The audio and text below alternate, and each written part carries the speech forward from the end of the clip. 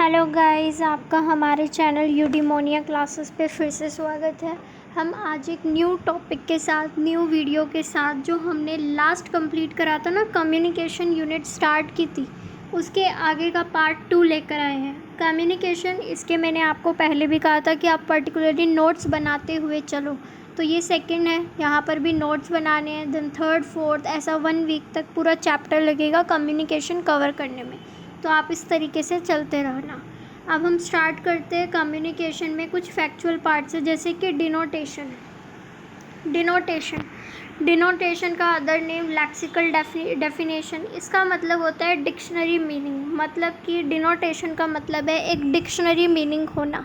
Example, जब हम कहते हैं कि होम है, होम को आप कैसे एक्सप्लेन करोगे? अगर आप डिक्शनरी में होम का मतलब देखोगे, मतलब एक जगह जहाँ हम रहते हैं वो होम है। डिनोटेशन डिक्शनरी मीनिंग होम की हो गई। वही कॉनोटेशन इमोटिव लर्निंग। इसमें क्या होता है कि आपका मीनिंग जो होगा वो इमोशनल होगा। जैसे जब मैंने कहा कि होम क्या है, तो आप कहोगे घर एक मंदिर है, या फिर घर होम स्वीट होम। इस तरीके से आपके इमोशंस दिखेंगे घर से जुड़े हुए। फिर इसके बाद हम देखेंगे सिमाइल। सिमाइल का मतलब होता है जो अलग सी ऑब्जेक्ट होती है उनको जोड़ने की कोशिश की जाती है उनमें लाइक वर्ड लगा के। जैसे कि she is beautiful like moon, मतलब आप उसका कंपैरिजन कर रहे हो मून के साथ लाइक वर्ड लगा के। फिर है मेटाफोर। मेटाफोर होता है उसमें लाइक वर्ड नहीं लगता है, मतलब ही इज़ अ एंजल। यहाँ मैंने उसकी तारीफ़ की, मैंने लाइक नहीं लगाया, सिंपल अपनी बात कह दी, वो एक एंजल है। ठीक है, तो वो हो गया मेटाफोर।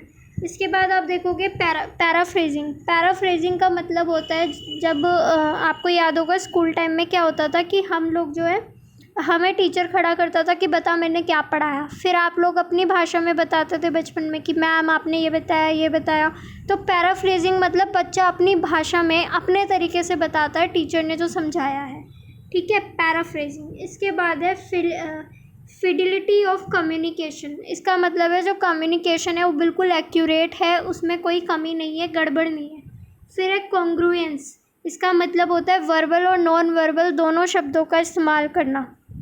आप वर्बली बात कर रहे हो, साथ में आप नॉन वर्बल एक्शन भी यूज़ कर रहे हो, अपने हाथ, अपने इमोशंस, अपने फेस के एक्सप्रेशंस, है ना। तो वो हो गया कॉन्ग्रुएंस, जिसमें आप दोनों का इस्तेमाल कर रहे हो, वो मैचिंग होने चाहिए जो आप कह रहे हो। इसके बाद है अफेक्टिव कम्युनिकेशन। अफेक्टिव कम्युनिकेशन का मतलब होता है ऐसा कम्युनिकेशन जिसमें जब सेंडर ने कुछ भेजा तो रिसीवर ने उसका फीडबैक दिया कि हाँ मुझे समझ आ गया। अफेक्टिव तभी होगा जब सामने वाले से आपको वही रिज़ल्ट मिले जो आप चाहते थे, जो आप सुनना चाहते थे। उसको समझ आ गई मेरी बात तो मतलब ठीक है, वो अफेक्टिव है। एग्जाम्पल, मैंने बोला ऑटोमेटिकली, लेकिन सामने वाले ने सुना ऑटोमेटिकली, है ना। ऐसे ही मैंने बोला वोकैबलरी, सामने वाले ने सुना वो क्या बोली, है ना। तो ये मिसमैच हो गया, ये कम्युनिकेशन अफेक्टिव नहीं था। ठीक है, इसके बाद हम देखेंगे एब्स्ट्रैक्टिंग का मतलब होता है सिलेक्टिव हियरिंग। मतलब आप जो सुनना चाहते हो बस वही सुनोगे। एब्स्ट्रैक्टिंग हियरिंग, आप जो सुनना चाहते हो बस वही सुनोगे। इसके बाद है इमोशनल एडिटिंग। इमोशनल एडिटिंग का मतलब होता है जो आपकी राय बन जाती है किसी भी पर्सन के बारे में या किसी भी टॉपिक के बारे में, है ना। जैसे कि मुझे मैथ्स नहीं पसंद, तो मैं ये बोलती रहूँगी, तो इससे क्या होगा, ये सच्चाई में बदल जाएगा। मतलब आप राय बना लेते हो अपने बारे में, मुझे ये चीज़ नहीं पसंद, मुझे ये चीज़ होती नहीं, मुझसे सॉल्व नहीं होता, तो मैंने राय बना ली और ये होता है। ठीक है, एक राय बना लेना अपने बारे में या किसी टॉपिक के बारे में या किसी अदर पर्सन के बारे में। इसके बाद है high context culture and low context culture. High context culture जो होता है उसके कुछ फीचर्स होते हैं और लो के कुछ फीचर्स होते हैं।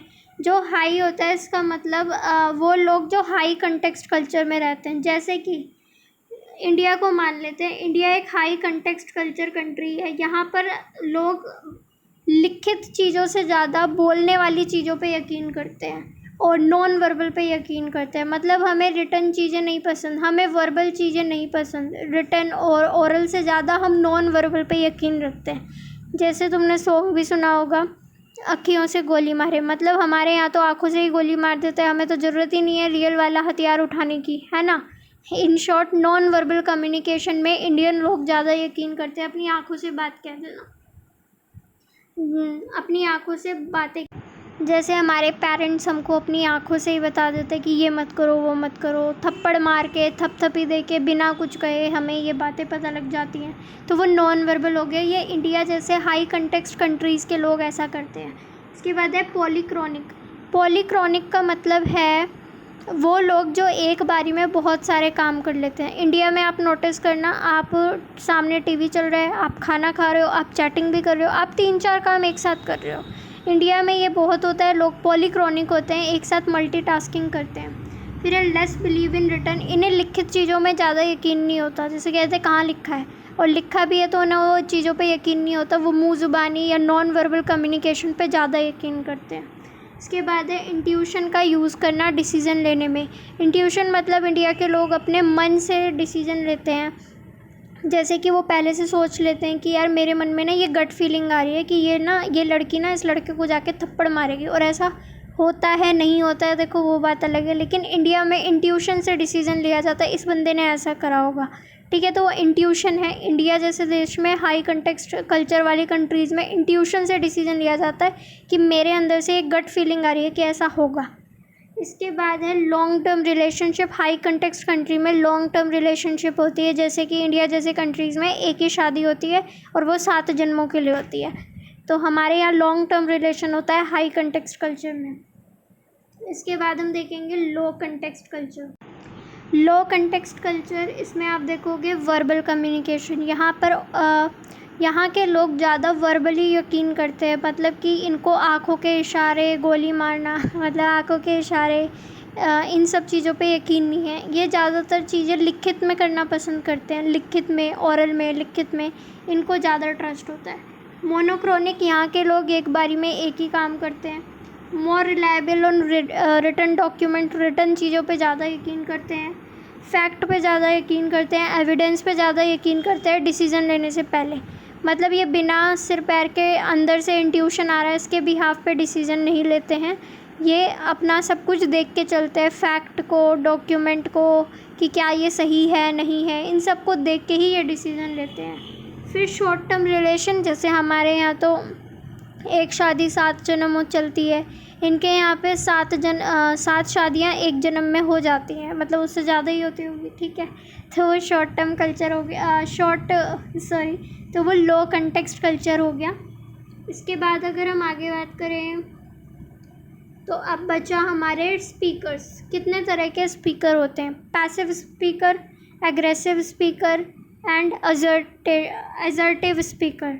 अगर हम पैसिव की बात करें तो पैसिव वो होता है जो भोंदू सा होता है, जो डरता रहता है, अपनी बात नहीं रख पाता है सामने, और सामने वाले की हाँ में हाँ मिलाता है ना, सॉफ्टली बात करते हैं, अपनी वैल्यू नहीं रखता है, अकेले रहना पसंद करता है। वहीं जो एग्रेसिव स्पीकर होता है वो अपनी बात को आगे से आगे रखता है, स्पीकली लाउड स्पीक करता है और अपने ग्रुप्स को कंट्रोल करता है, अपनी वैल्यू को औरों से ज़्यादा बताता है, ये कहता है मैं सही हूँ तो सब कुछ सही है, अपने ऊपर ज़्यादा फोर्स करता है कि मेरी सुनो, तो ये लाउड होते हैं।